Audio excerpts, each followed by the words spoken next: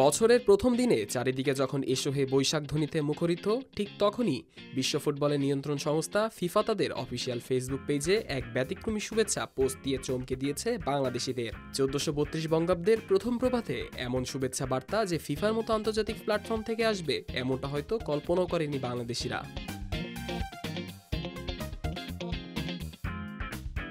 পোস্টে দেখা যায় ব্যানার হাতে দাঁড়িয়ে লাল সবুজ জার্সি পরা 5 জন বাংলাদেশি ফুটবলার। তারা হলেন হামজা চৌধুরী, জামাল ভুঁইয়া, মোরসালিন, তারিক কাজী এবং তপু বর্মন।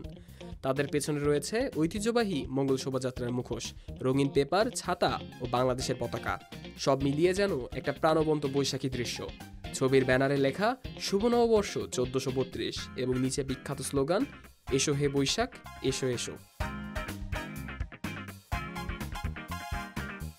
পোস্টার ক্যাপশনটিও ছিল নজরকাড়া, আইলো আইলো আইলো রে, রঙে ভরা বৈশাখ আবার আইলো রে। হাজার হাজার রিয়াকশন, শেয়ার আর কমেন্ট ভরে যায় কমেন্ট সেকশনে। কেউ লিখেছেন এই প্রথম আন্তর্জাতিক প্রতিষ্ঠানের কোনো পোস্টে এত সুন্দরভাবে আমাদের সংস্কৃতি এসেছে। কেউ বলেছেন বাংলাদেশি ফুটবলারদের এমনভাবে দেখা গর্বের। বিশ্ব ফুটবলের মতো এক মর্যাদাপূর্ণ প্ল্যাটফর্ম থেকে বাংলাদেশের পহেলা বৈশাখকে এমনভাবে তুলে ধরা নিঃসন্দেহে দেশের জন্য এক সম্মানজনক মুহূর্ত।